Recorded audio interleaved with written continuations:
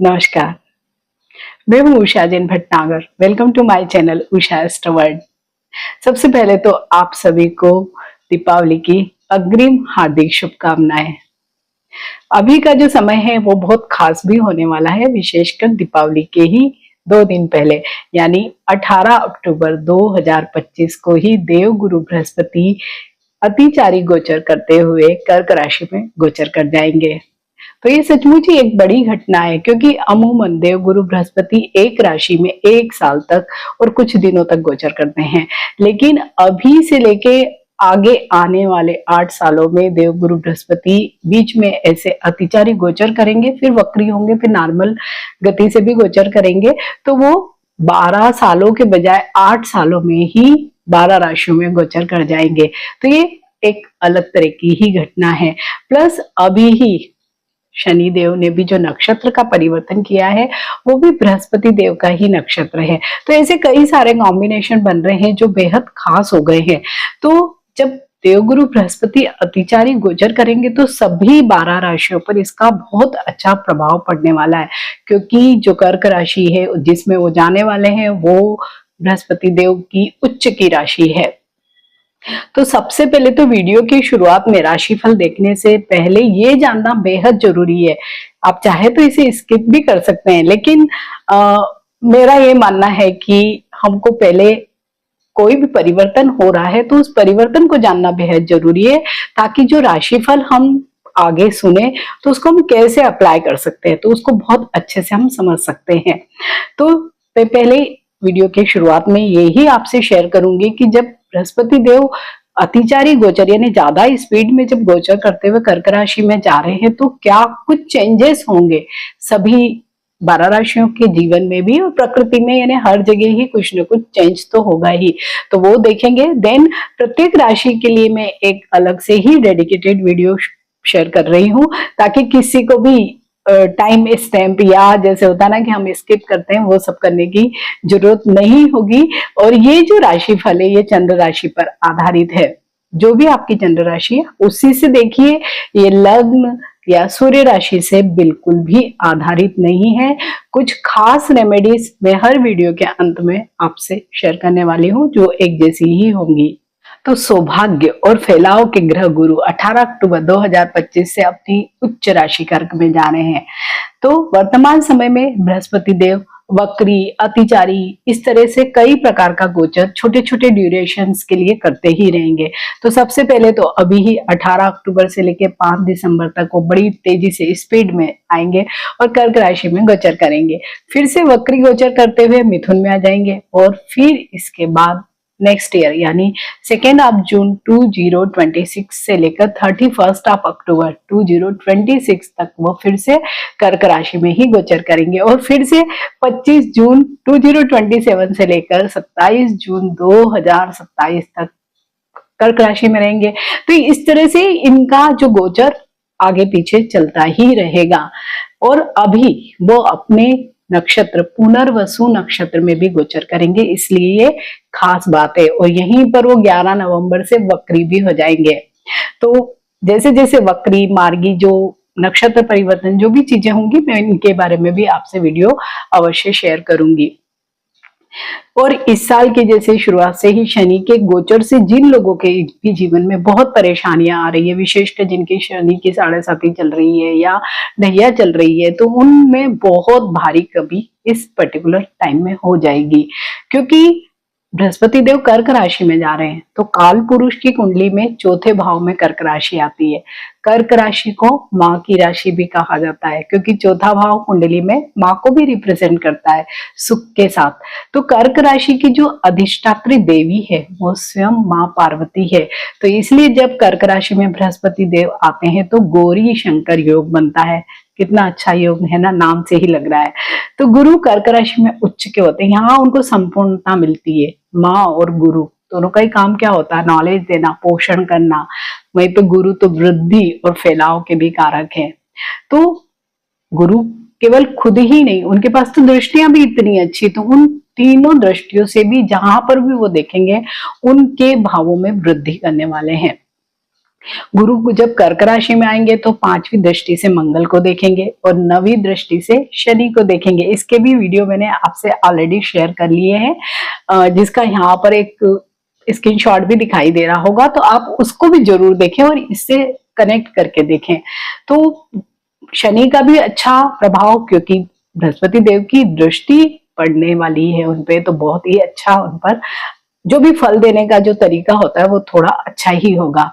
यूं तो सभी लोगों के लिए बेहद खास है ये, लेकिन उन लोगों के लिए और भी ज्यादा खास है जो ट्रेवल एंड टूरिज्म में काम करते हैं, मीडिया से रिलेटेड कार्य करते हैं। अगर आप कोई सोशल इन्फ्लुएंसर है, वीडियो रील वगैरह बनाते हैं, बैंकिंग सेक्टर में काम करते हैं, फाइनेंस के कोई सेक्टर में काम करते हैं, एडवाइजरी यानी किसी भी प्रकार के सलाहकार, इवन जो ज्योतिष है, ज्योतिष का काम करते हैं, डॉक्टर भी जो सलाह देते हैं, वकील है, सीए है, ये सब टीचिंग के जो प्रोफेशन में है, हीलिंग के प्रोफेशन में है, मेडिकल प्रोफेशन से जुड़े लोगों के लिए भी ये समय बेहद अच्छा है। कि ये जो गोचर हो रहा है तो क्यों अच्छा है, तो जब भी हम गुरु के बारे में बात करते हैं, बृहस्पति देव के बारे में बात करते हैं, तो गुरु को जीव की संज्ञा दी गई है। और जीव से ही क्या शब्द बना है, जीवन शब्द बना है, लाइफ बना है। तो इस तरह से बृहस्पति हमारा जीवन है, और जीवन किस पर निर्भर है, जल पर निर्भर है। और कर्क राशि एक जल तत्व की राशि है, और बृहस्पति देव जल तत्व की राशि में बहुत अच्छे रिजल्ट देते हैं। उनकी खुद की भी एक राशि मीन राशि जल तत्व की ही राशि है। जैसे उनकी दो राशियां, धनु राशि, मीन राशि उनकी जल तत्व की, धनु राशि वहीं पे अग्नि तत्व की राशि है। तो जब भी बृहस्पति उच्च की राशि में गोचर करते हैं, और अगर व्यक्तिगत जन्म कुंडली में भी कोई दशा अच्छी नहीं भी है, तो उसके बावजूद भी केवल गोचर की ही वजह से बहुत अच्छे परिणाम प्राप्त होते हैं। और उस समय कोई भी बुरे ग्रह की दुष्प्रभाव से भी आप बच जाते हैं, विशेषकर जिनकी शनि की 7.5 या ढैया वगैरह चल रही है, केतु की महादशा अगर चल रही है, तो उन लोगों को भी बहुत ज्यादा बृहस्पति देव प्रोटेक्शन प्रदान करेंगे। और जब बृहस्पति देव कर्क राशि में आएंगे, उस समय मंगल वृश्चिक राशि यानी स्वयं की ही राशि में, और शनिदेव मीन राशि में गोचर कर रहे होंगे। तो अगर इस समय की काल पुरुष की कुंडली को हम इसे देखें, तो ये मोक्ष त्रिकोण एक्टिव हो जाएगा, 4, 8 और 12 भाव एक्टिव हो जाएगा। तो गुरु की दृष्टियां इन भावों को अगर देखेगी तो और भी ज्यादा एक्टिव कर देगी इन भावों के परिणामों को। तो कर्क राशि काल पुरुष की कुंडली में चौथे घर में आती है, और चौथे घर से हम सुखों का विचार करते हैं, माता का विचार करते हैं, और हृदय का मीन्स हृदय और फेफड़े मीन्स हार्ट एंड लंग का भी यहीं से विचार करते हैं। लेकिन जब भी बृहस्पति देव इस तरह के उच्च की किसी राशि में आ जाते हैं, तो क्या होता है, अच्छी चीजें तो बहुत देते हैं, लेकिन इसके बाद भी बावजूद भी कुछ ना कुछ नेगेटिव चीजें भी आ जाती है। जैसे कि आइडियलिस्टिक थॉट भी बहुत दे देते हैं, ऐसे लोग बहुत ज्यादा सिद्धांतवादी बन जाते हैं। तो जब भी आप बहुत ज्यादा सिद्धांतवादी बनते हैं, तो कई बार आप अपना ही नुकसान कर बैठते हैं, मीन्स आप प्रैक्टिकल नहीं रहते हैं। तो बस ये भी एक रेमेडी है कि आपको इस समय में विशेषकर 18 अक्टूबर से लेके 5 दिसंबर तक प्रैक्टिकल अप्रोच भी रखनी है। सिंह राशि वाले सभी लोगों के लिए कर्क राशि में बृहस्पति देव का गोचर, वो भी उच्च का गोचर, क्या कुछ फल लेकर आएगा। तो अभी सिंह राशि पर यूं भी शनि की ढैया चल रही है, लेकिन जैसे एक ब्रेक मिलता है ना कि हाँ बहुत दिनों से खराब टाइम चल रहा है, तो ये एक 1.5-2 महीने का जो पीरियड है वो अच्छा आया है, बहुत ही अच्छा, जहां पर आप बहुत रिलीफ फील करेंगे, क्योंकि बृहस्पति देव की दृष्टि भी शनि पर पड़ेगी। तो अभी बृहस्पति देव आपके 12वें भाव में गोचर कर रहे हैं। 12वें भाव में गोचर कुछ डिफरेंट तरीके के रिजल्ट देता है, लेकिन क्योंकि अभी कॉम्बिनेशन इतनी बढ़िया है कि अभी कोई नेगेटिव रिजल्ट्स नहीं मिलेंगे। 12वां भाव किन चीजों के लिए होता है, धर्म के लिए, अध्यात्म के लिए होता है, व्यय का ये भाव है, विदेश का ये भाव है। इसके साथ ही यहाँ से हम आश्रम को देखते हैं, कारावास को भी हम यहाँ से देखते हैं, आइसोलेशन को देखते हैं, मतलब बहुत सारी चीजें जो बहुत अलग है जीवन की, उन सारी चीजों को हम 12वें भाव से देखते हैं। और वहां पर आ रहे हैं बृहस्पति देव, वो भी उच्च के, और पुनर्वसु नक्षत्र में। तो क्या यहाँ पे ऐसे भी साइकिल खत्म होता है, फिर एक नया साइकिल स्टार्ट होता है, बस यही चीजें हैं। तो अभी क्या होगा, 12वें भाव यानी विशेषकर सिंह राशि वाले जो बच्चे हैं या जॉब में हैं या एक्सपोर्ट इंपोर्ट का बिजनेस करते हैं, तो उन लोगों के लिए बहुत अच्छा समय है। ये थोड़ा ही समय है, लेकिन इसको उपयोग अवश्य ही करना चाहिए। हालांकि शनिदेव तो 20 जनवरी 2000 26 तक आपको अच्छे ही रिजल्ट देंगे, लेकिन यहाँ पर भी आपको कुछ न कुछ चीजें यहाँ पर जरूर देखनी चाहिए कि कैसे मैं जल्दी सारी चीजों को मटेरियलाइज करूं। विशेषकर क्योंकि गुरु की स्थिति ऐसी है, तो स्टूडेंट्स के लिए मीन्स जो भी ज्ञान अर्जन करना चाहते हैं उनके लिए तो ये समय बेहद अच्छा है। तो सिंह राशि वाले सभी जो स्टूडेंट हैं उनको जरूर अभी कार्य करना चाहिए। यहाँ से हम व्यय को भी देखते हैं, तो व्यय कहाँ होगा? अभी सच ये नहीं दिखाई दे रहा कि कुछ बीमारियों में व्यय होगा, क्योंकि बृहस्पति देव अच्छे हैं, तो बीमारी जैसी चीजें नहीं, लेकिन हाँ व्यय होगा। कैसे हो सकता है? धार्मिक कार्यों में हो सकता है, कुछ चैरिटेबल कार्यों में हो सकता है, कुछ ट्रेवल आपकी धार्मिक यात्राएं वगैरह हो उनमें हो सकता है। आप उनमें करेंगे तो सचमुच अच्छा भी होगा और यहाँ आपकी चीजें भी बैलेंस हो जाएगी। इसके साथ ही जब भी बृहस्पति देव 12वें भाव में आते हैं तो वो कहीं ना कहीं एक तरह से जो आम जीवन होता है, हमारी आम जो जिंदगी रूटीन लाइफ चलती है, उससे भी एक ब्रेक लेते हैं, लेवाने का कहते हैं कि कुछ दिन धर्म कार्य करो। जैसे कि आप कोई सेंटर ही ज्वाइन कर लो, भले वो योग, अध्यात्म, ध्यान, मल्टीपल चीजें होती है, अभी बहुत सारे इस तरह की चीजें होती है जहां लोग ब्रेक लेते हैं। आपके व्यक्तिगत जीवन में या कहीं पे व्यवसायिक जीवन में कुछ बहुत समस्याएं चली आ रही है और आपको लगता है कि कुछ ना कुछ मुझे थोड़ा सा ब्रेक मिलना चाहिए ताकि मैं थोड़ा सा फिर से, जैसे होता है ना कि हम कहीं पे भी ऐसे ब्रेक लेते हैं, छुट्टी पे जाते हैं, फिर उसके बाद आते हैं तो बहुत अच्छा हम काम कर पाते हैं। बस ऐसी स्थितियां आप सब लोगों के लिए भी रहेगी। इसके अलावा हम अगर दृष्टियों की बात करें तो बृहस्पति देव की एक जो दृष्टि जा रही है डायरेक्ट, जो सप्तम दृष्टि जा रही है वो छठे भाव पर जा रही है। तो छठा भाव क्या है? रोग, ऋण, शत्रु का भाव। तो सबसे पहले तो बृहस्पति देव यहाँ आपको क्या करेंगे? रोगों से मुक्ति दिलाएंगे। अभी नए रोग देने के वो मूड में नहीं है, अभी आपको रोगों से मुक्ति मिलेगी।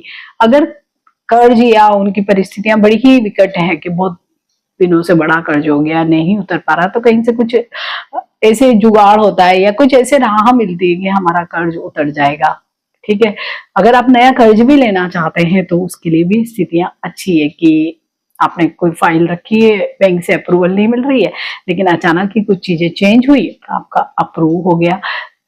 यहीं से हम शत्रु को भी देखते हैं, तो एज सच जब बृहस्पति देव इतने अच्छे वहां पर दृष्टि डाल रहे हैं तो आप भी किसी से कुछ पंगा नहीं लेने वाले और सामने वाला भी आपको कुछ नहीं करने वाला। मीन्स यहाँ पर भी शांति रहेगी, कुछ एज सच प्रॉब्लम नहीं आने वाला है। वहीं पे बृहस्पति देव की एक बहुत अच्छी दृष्टि पड़ रही है चतुर्थ भाव, सुख के भाव। जैसे कि 12वां भाव क्या है? व्यय का भाव है, और चतुर्थ भाव है सुख सुविधाओं का भाव। यहाँ से हम क्या देखते हैं? जमीन, मकान, वाहन या ऐसी कई चीजें भौतिक सुखों की, जो अभी बहुत लंबी लिस्ट हो गई है। जब एक्चुअल में जब ज्योतिष लिखा गया होगा तब तो भौतिक सुखों की बहुत एक छोटी सी सीमित, कुछ गिनती उंगलियों पे गिन लो ऐसी चीजें रहती होंगी, लेकिन अभी तो इतनी लंबी लिस्ट हो गई है। तो बस वहां पर भी दृष्टि है तो क्या होगा? जो आपका व्यय है ना, व्यय वाले भाव में तो स्वयं बैठे, तो व्यय कहाँ करवा सकते हैं बृहस्पति देव? आपके घर में कोई चीज आ सकती नहीं, भले ही कोई भौतिक सुखों की कोई वस्तु हो सकती है, या जमीन आप ले सकते हैं, मकान आप ले सकते हैं, कोई नया वाहन आप ले सकते हैं, कोई ज्वेलरी ले सकते हैं। मीन्स कहीं ना कहीं आपका व्यय होगा, लेकिन वो अच्छी चीज पे ही होगा कि आपका कुछ असेट बनेगा। मतलब भौतिक सुखों में आपकी वृद्धि करवाने वाले होंगे बृहस्पति देव। यहाँ से हम माता के स्वास्थ्य को, माता के साथ आपके संबंधों को भी देखते हैं, तो उनमें भी बहुत इम्प्रूवमेंट होगा। अच्छा समय रहेगा ये आपके लिए। वहीं पे बृहस्पति देव की एक दृष्टि पड़ रही है अष्टम भाव पे। अष्टम भाव से हम क्या देखते हैं? आयु मृत्यु का भाव तो है ही, इसके साथ हम ससुराल पक्ष को देखते हैं, कोर्ट कचहरी को देखते हैं, या ऐसे जो कई मुद्दे होते हैं ना जहाँ पे कुछ न कुछ लफड़ा रहता है, वो चीजों को हम देखते हैं, गूढ़ विद्याओं को हम देखते हैं। तो अभी क्या हो सकता है सिंह राशि वाले सभी लोगों के लिए? जैसे एक 12वां भाव आश्रम की तरफ भी आपको ले जा सकता है, तो आश्रम में जाके आप क्या करने वाले हैं? कुछ न कुछ तो ज्ञान ही प्राप्त करेंगे जो गूढ़ होगा, जो सांसारिक ज्ञान से अलग कुछ होगा। अध्यात्म का कोई उच्च ज्ञान होगा, या आप कोई चीज सीख सकते हैं। जैसे कोई, अगर आप ज्योतिष सीखना चाहते हैं या कोई अकल्ट की कोई चीज सीखना चाहते हैं, तो उसके लिए ये बेस्ट समय है। इसके साथ ही अगर यहाँ से सुसाल पक्ष को भी देखते हैं, अगर उनके साथ आपकी अनबन चल रही है तो वहां पे भी चीजें, क्योंकि शनि है तो कुछ न कुछ प्रॉब्लम हो सकते हैं, विशेषकर महिला वर्ग के तो ज्यादा हो सकते हैं। तो यहाँ पे थोड़ी सी 1.5-2 महीने का एक ब्रेक वाला टाइम होगा कि शांति व्यवस्था रहेगी, ये भी एक अच्छी स्थिति है। अगर कोई पैटर्नल प्रॉपर्टी के मुद्दे या कोई अन्य भी कोई लीगल इश्यू आपके चल रहे हैं तो अभी आप देखेंगे उसमें आपको बहुत रिलीफ मिलेगा, कुछ चीजें आपके मन मुताबिक भी हो सकती है। तो सिंह राशि वाले सभी लोगों को ये ब्रेक का ही टाइम है कि जहाँ शनिदेव भी बहुत ज्यादा कुछ प्रॉब्लम क्रिएट करने वाले नहीं है, मंगल की स्थितियां भी अच्छी है, प्लस बृहस्पति देव तो आपको रिजल्ट अच्छे देने ही वाले हैं। लेकिन फिर भी कुछ समस्याएं हैं तो आपको कुछ उपाय करने चाहिए, जिसमें विष्णु सहस्त्र नाम का पाठ या तो आप सुन सकते हैं या आप पढ़ सकते हैं, जैसे भी अनुकूलता हो, समय हो, उसके अनुरूप करिए। दूसरा, आप पलाश के पेड़ का फूल लेकर आइए किसी भी बृहस्पतिवार के दिन और उसे अपने कैश बॉक्स में रख दीजिए, तो आप देखेंगे कि बहुत धन में वृद्धि होती है। वहीं पे अगर कुछ हेल्थ इश्यूज आपको तंग कर रहे हैं, क्योंकि छठे भाव पे भी दृष्टि है, अगर किसी के पहले से कुछ ज्यादा ही एग्जिस्टिंग हेल्थ इश्यूज हैं तो आप लोगों को बृहस्पतिवार के दिन ही कोई पेड़ की जड़ को लाना, एक छोटा सा टुकड़ा लेकर आ जाइए और उसको पीले कपड़े में बांध लीजिए और उस कपड़े को अपने राइट हैंड का जो आर्म है वहां पर बांध लीजिए। अच्छा, आपको इंप्रूवमेंट दिखाई देगा। बस ऐसे ही छोटे छोटे उपाय आप सबको करने हैं। तो ये जो गोचर है आप सबके लिए, सिंह राशि वाले सभी लोगों के लिए बेहद अच्छा रहने वाला है। तो आप सभी को मेरी तरफ से बहुत शुभकामनाएं।